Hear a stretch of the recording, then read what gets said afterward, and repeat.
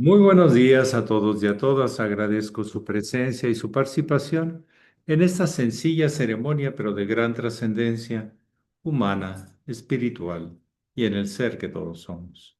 Y a la misma vez les agradezco porque me permiten continuar en el peregrinaje que me comentara mi maestro, el venerable Satarja José Macheli, de ir por el mundo tratando de responder a lo que la vida me pide y enriqueciéndome de todo lo que la vida me da.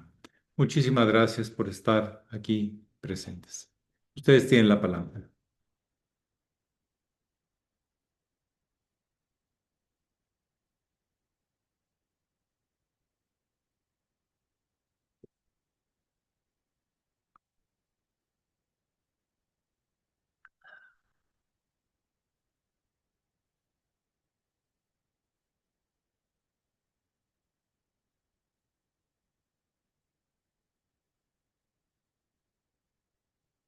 Estoy a su servicio.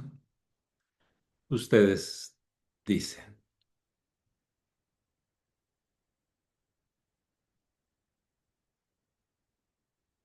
Sí, adelante, por favor. Socorro, ¿eh? Sí, por favor, de este lado. Buenos días, hermanitos. Eh, Acérquese. Sí. Maestro, ¿cómo es que toda esta alineación de planetas, junto con esta gran luna que se presentó, nos afecta o nos mueve a los humanos? Bien. Sí, yo leí algo y lo investigué y no hay tal alineación, ¿eh? Hay dos planetas en Aries, que es Saturno y Neptuno, en oposición a Marte, por unos días, lo cual ya pasó, pero es una oposición, no es una alineación. Hay planetas en Cáncer, pero de Aries a Cáncer hay 90 grados, no es alineación. Hay planetas, bueno, es Júpiter y Urano, sí están ahí. Plutón en Acuario no está alineado con Aries tampoco.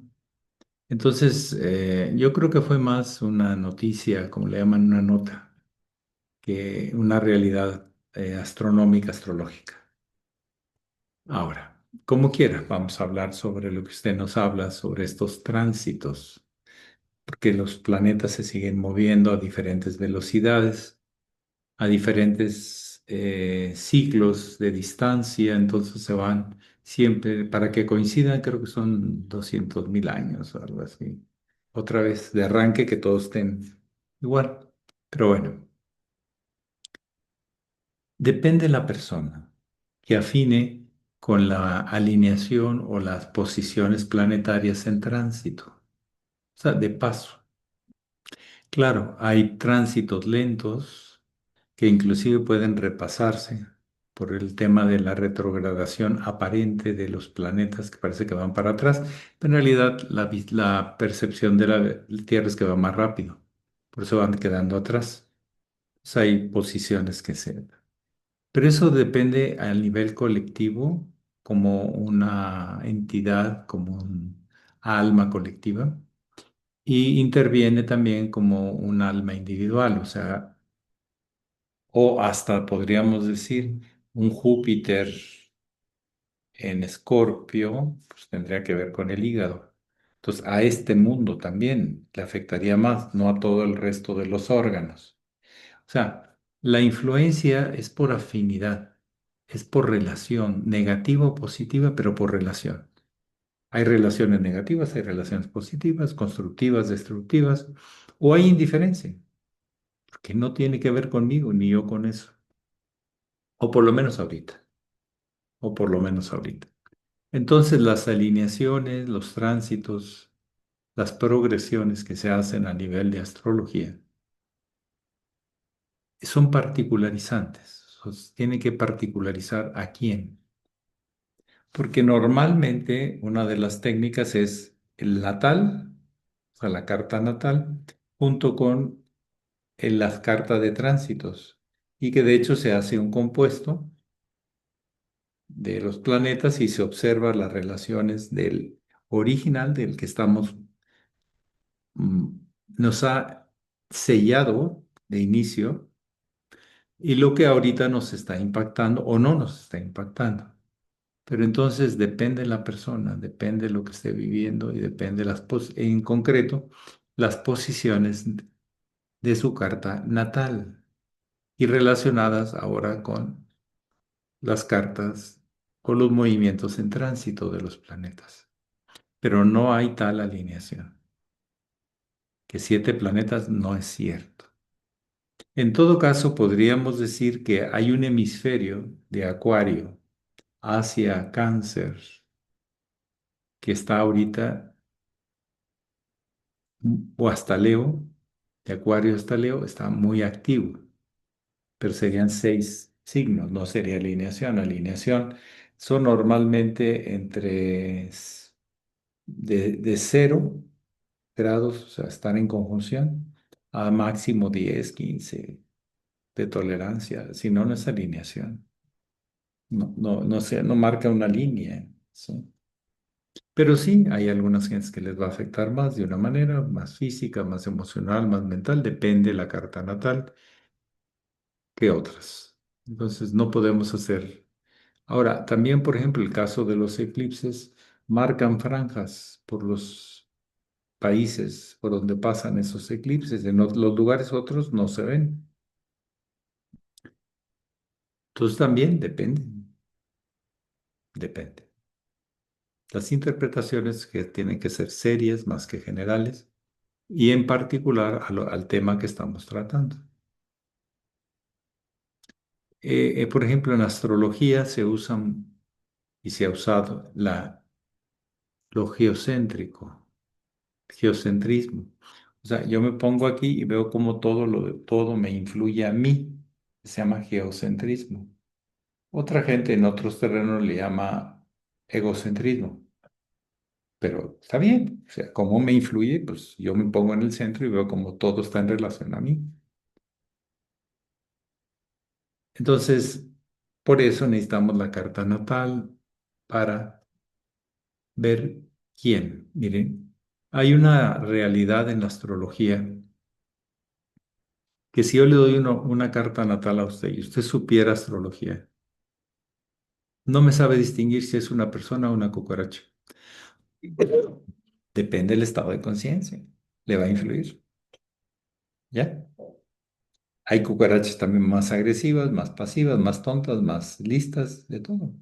Así hay humanos que pueden trabajar una influencia transitoria en su vida o definitivamente la influencia transitoria los determina y los hacen que cumplan inexorablemente lo que estaba predispuesto. O sea, condicionado. Es lo mismo que predispuesto. Por ahí va la cosa, más o menos, Socorro. No es tan fácil. Requiere conocimiento, técnica y mucha intuición para determinar a qué nos estamos refiriendo. Mm. Sí, más o menos quedó claro. Sí. Sí, qué bueno. ¿Alguien más?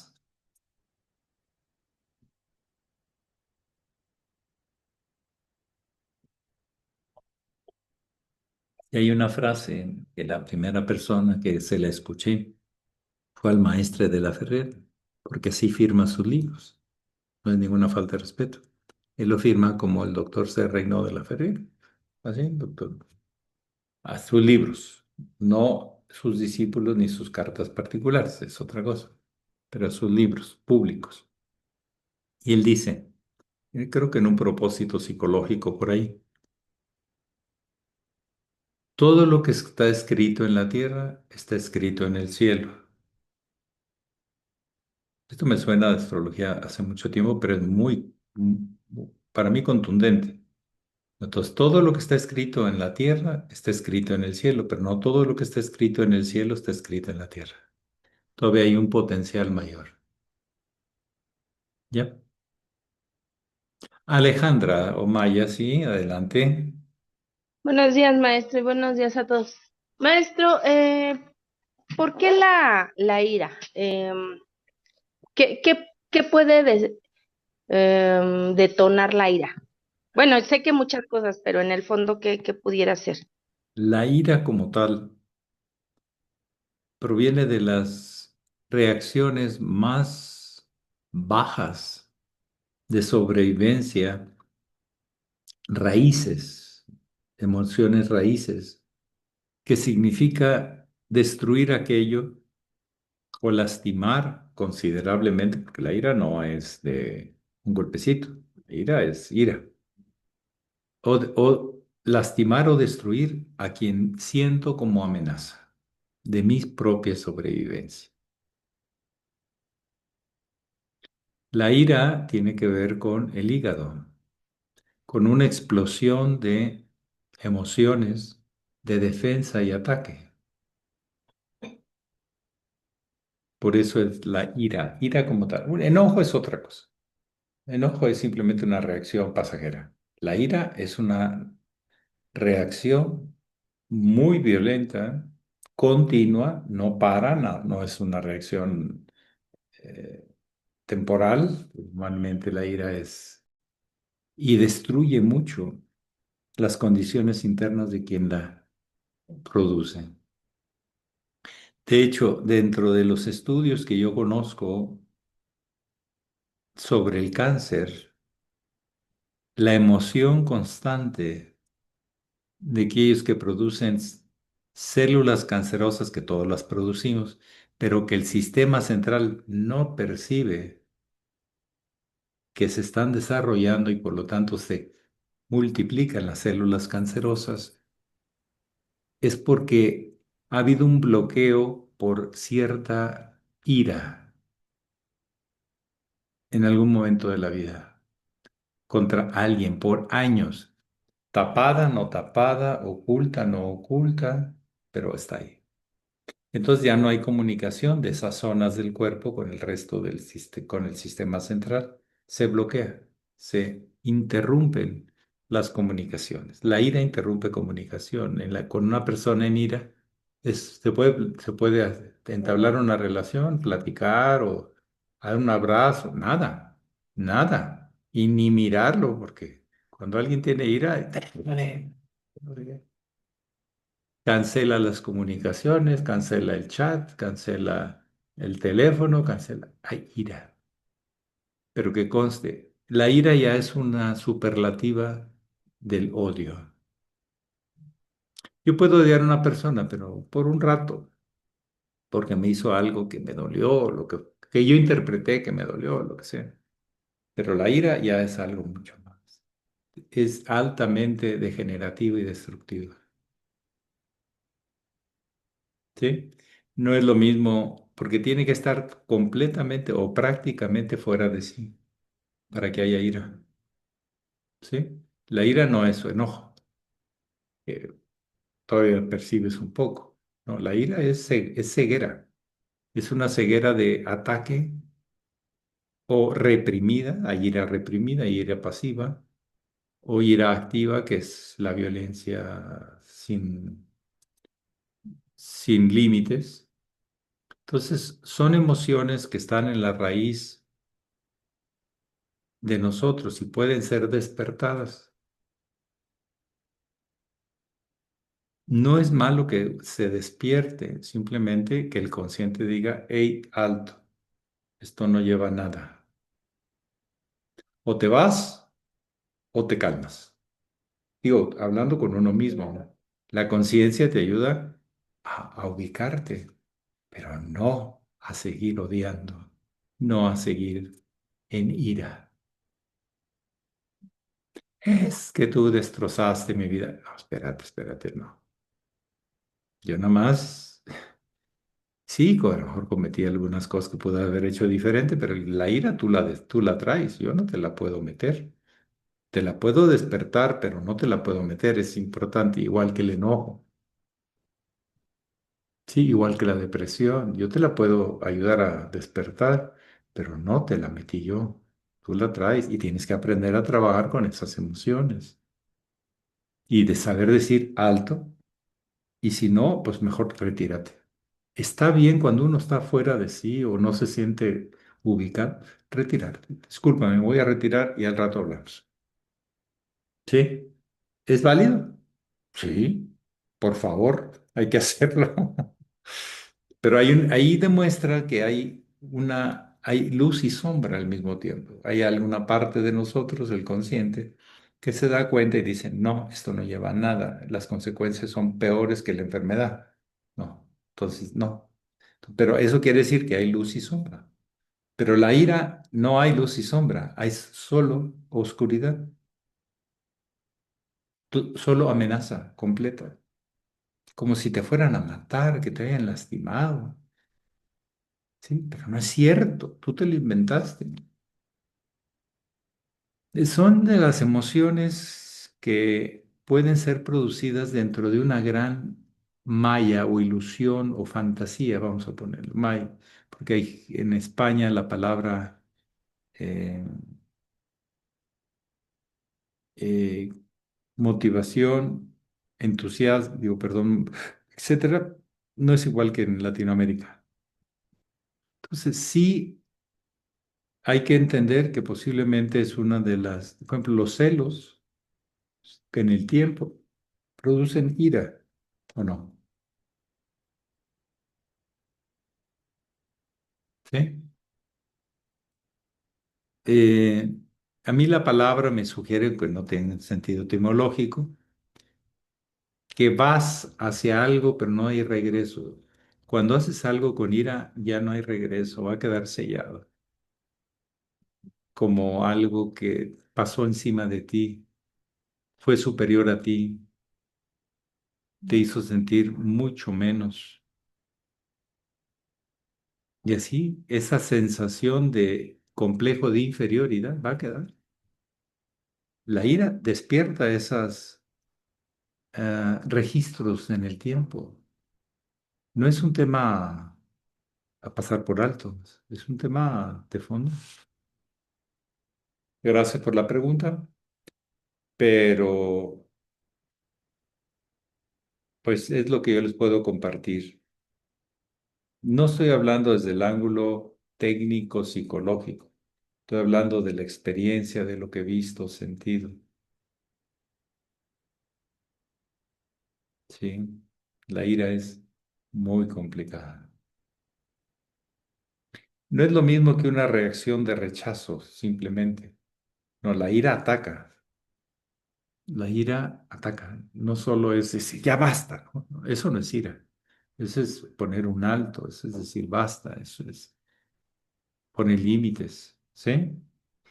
Hay que distinguir en las diferentes emociones, las que trascienden en el tiempo y las que son un poquito más pasajeras, o las que son de un instante. Hay que distinguirlas y aplicarles correctamente, pues su palabra, y lo que significa eso, y lo que puede llegar a significar en el tiempo. Todo eso. ¿Y es en qué andamos hablando? Pues de la parte más oscura de la condición del alma humana. Pues sí, y hay que hablar de ella, ¿por qué no? Hay que decir que puede despertarse, pero que el consciente requiere moderar, no reprimir, sí moderar. ¿Sí se entiende la idea de moderar? ¿Sí? Adaptar al momento y no pasarse de ahí, porque si no, las repercusiones son mucho más definitorias en el tiempo, son más definitivas en el tiempo. Algo más de otro nivel, pero es hablar de la vida, no estamos hablando de algo fuera de la vida. Por ejemplo, la escena de cuando Jesús corre a los mercaderes, tal como está escrita, y nosotros la interpretamos, pues en base a las traducciones que ha habido. Sí, hubo un momento de ira del maestro. Podemos hablar que fue de enojo, de indignarse más bien. Un nivel de conciencia así no se convierte en ira, simplemente se indigna y trata de poner las cosas en su lugar para que funcionen bien para todos. Yo creo que ese es el sentido original de esta escena, porque los mercaderes le pagaban impuestos a los fariseos. O sea que era un negocio de los dos. Y en el templo, ¿cómo los fariseos permitían eso? Los doctores de la ley. Y cómo los comerciantes la aprovechaban. Entonces, eso es lo que le indignó, ese contubernio entre mercaderes y fariseos. Bueno, andaban siempre escribas y fariseos ahí pegados. ¿Ok? Muy bien. ¿Alguien más que desee preguntar o comentar algo? Sí, adelante, Enar Tardón, desde el País Vasco. Buenos días, maestro. Desde aquí hacia allá, buenos días a todos los que están en el grupo. Yo, reflexionando sobre la ira, según le escucho, veo que tenemos herramientas. Estaba escuchando también mi marido mientras terminábamos de comer. Un saludo, don Luis. Sí, ahora ya se ha retirado. Entonces estaba escuchándole también y decía él, bueno, sí, de acuerdo con todo, pero ahora a ver cómo em, resolvemos lo de la ira. Él es un Leo Leo. Y digo, vamos a ver, tenemos muchas herramientas. Tenemos la respiración, control de la respiración, Es la el ducha más fría. inmediato, ese es el más inmediato. Eso es, soltar el aire lentamente, la ducha fría, digo, y el yoga, todo él nos regula, nos ayuda a regularnos, ¿no? Todas esas emociones, esas reacciones tan impulsivas.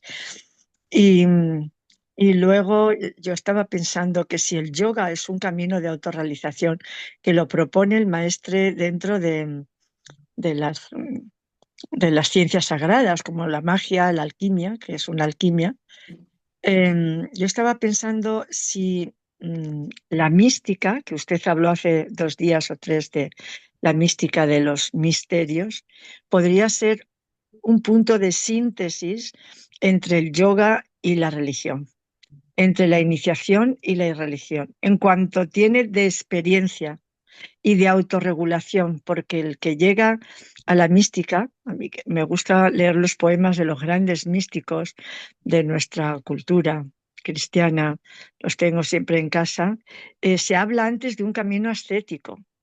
Y el camino ascético que ellos proponen antes de llegar a esa vía unitiva, lo comparo yo con las disciplinas que propone el yoga. No sé qué piensa usted respecto Sí, a esas síntesis. sí, porque la ascesis es una separación del mundo corriente y entrar a tu mundo. Eso es ascesis, es ser ascético. No es ser una evasión, puede ser una evasión, pero muchas veces vas al encuentro contigo mismo. O sea, requiere cierta ascesis en el yoga, claro, te vas a ver, a explorar a ti mismo, qué puedes ajustar, qué puedes reafirmar en la experiencia, pero no con la cabeza, sino con todo. O sea, la sensación, la emoción, la mente abierta, más que emisora de ideas, es receptora de información, aclaradora de lo que significa esa información y espiritualmente con discernimiento también, lo que pertenece realmente a la vida y lo que realmente es maya, inventado, ilusión. ¿Sí? El sentido, la cesis a veces se entiende erróneamente, ¿sí?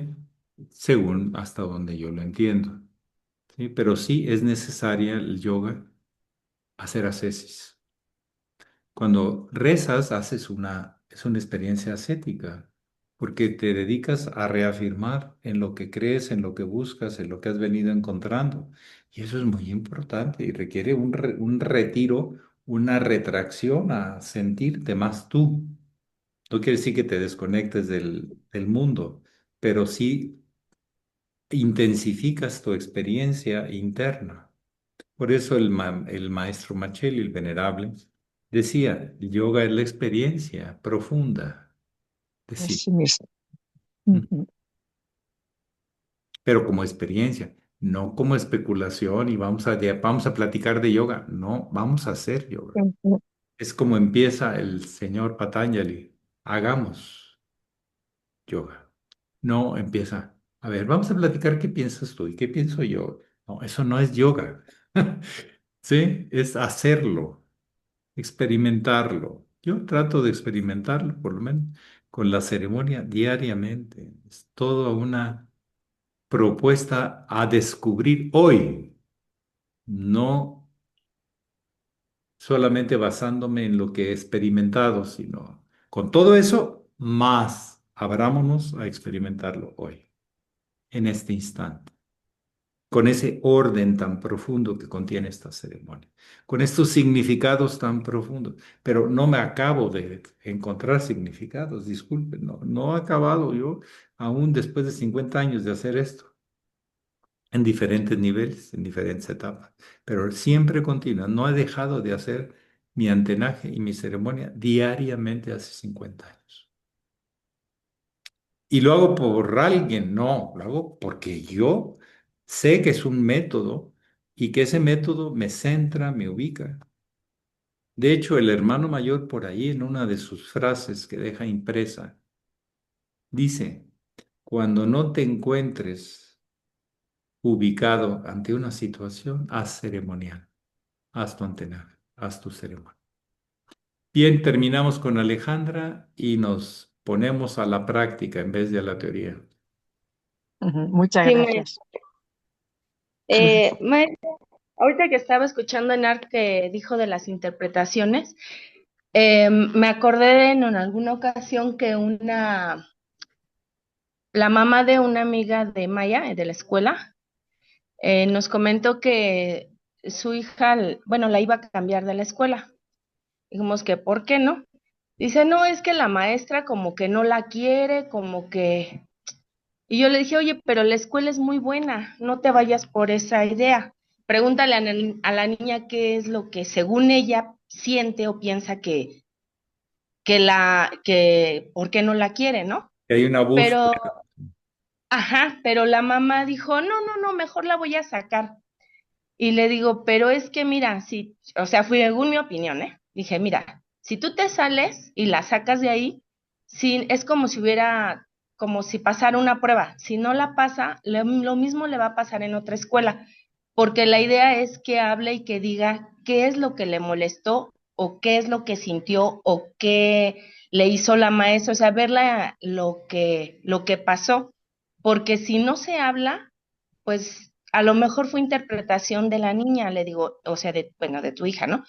Y no es la maestra. ¿Por qué no platicas? Pides una cita y ves, primero platicas con tu hija. O sea, yo le di varias, este, pues, orientaciones, ¿no? Según yo. Pero ella se negó y dijo, no, no, no, mejor la voy a sacar, mejor. Y pues de ahí del salón, pues nadie se había quejado, nadie había dicho nada. Entonces, ahorita hablando de las interpretaciones, me quedé pensando, ¿realmente fue problema de la niña, fue relación, fue, pero más allá del fondo es cuando interpretamos según nosotros y no aclaramos? Entonces, ¿qué me puede decir de eso, maestro? ¿Que es bueno aclarar? No es tan bueno interpretar, sino aclarar? ¿O qué me podría decir? Gracias. Lo primero siempre es cuáles son los hechos, no las interpretaciones. Si empezamos con interpretaciones, nos despegamos de la realidad. Tenemos que empezar con los hechos. Y ya sobre los hechos, podemos hablar de implicaciones, no de interpretaciones, sino de implicaciones. Lo que puede significar eso. Pero también hay experiencias negativas que hay gente que saca un provecho fantástico.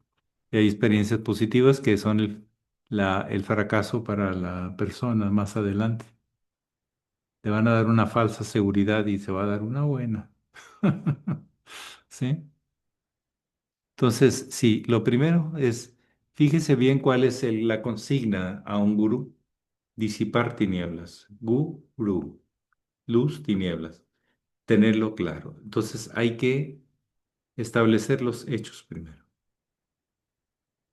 Aunque las emociones sacan las interpretaciones primero, pero hay que establecer hechos, compromisos, realidades. Si no, estamos en algo que está muerto de inicio, que se llama fantasía. Yo fantaseé que pasó, pero no pasó. Yo fantaseé que, por decir una palabra, yo inventé una realidad que no existía y se llama, ya con el tiempo, si se hace grave, se llama esquizofrenia. Así se llama. Digo, pongámosle el nombre. Te creas tu mundo, te apartas de todo, especialmente lo que tú piensas que te causa dolor, y cada vez te sientes más solo y más llena de depresión y abandono. Y eso es muy fuerte, muy fuerte. Pero, pues si necesitamos pasar la experiencia, pues la tenemos que pasar. ¿Sí? La vida espera un poco, a veces los efectos no son tan inmediatos, pero de que se cumple, se cumple. Sí. Muy bien, pues a trabajar fuerte, porque sobre la ira y sobre las otras emociones, desde las raíces de nuestro sentido de sobrevivencia, la pérdida de confianza en nosotros o en los demás, y lo que trabajamos para tener la confianza en nosotros y en los demás. Pax, que pasen bonito día. Un abrazo. Maestro, muchas Igualmente. gracias. Buen Abrazo. día a todos. Muchas Gracias, gracias. maestro. Buen día a todos. Buenos días.